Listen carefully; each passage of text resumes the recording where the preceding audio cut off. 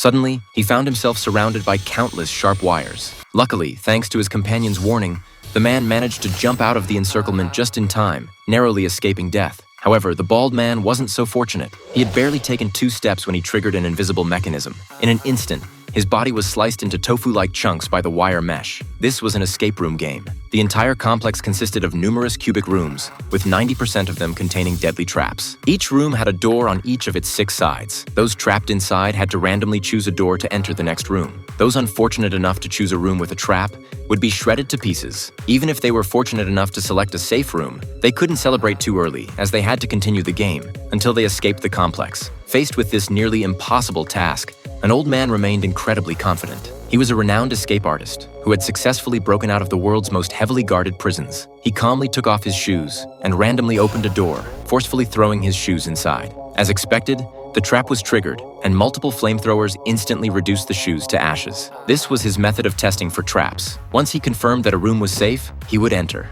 In this way, the group followed the old man through several rooms. However, he seemed to have become overconfident and forgot that some traps required a living being to activate them. When they arrived at this particular room, the next second, he regretted his decision. A powerful acid suddenly shot towards him. By the time his teammates pulled him back, only half of his head remained. At this point, Lisa, who seemed the weakest, unexpectedly provided a crucial clue. She noticed that the gaps between each door had a set of numbers. If they were all prime numbers, it indicated that the next room was safe. No one believed her at first, so Lisa was the first to enter the next room. There were no traps, confirming that her conclusion was correct. Using this method, they successfully passed through several more rooms. Finally, they arrived at a green room. Suddenly, they heard cries for help coming from the door above. The big black guy climbed up and opened it, only to have a man fall from above, nearly crushing Lisa to death. The man seemed to have intellectual disabilities, and the big black guy considered him a burden, not wanting to bring him along. However, little did they know that this person would be the key to their escape.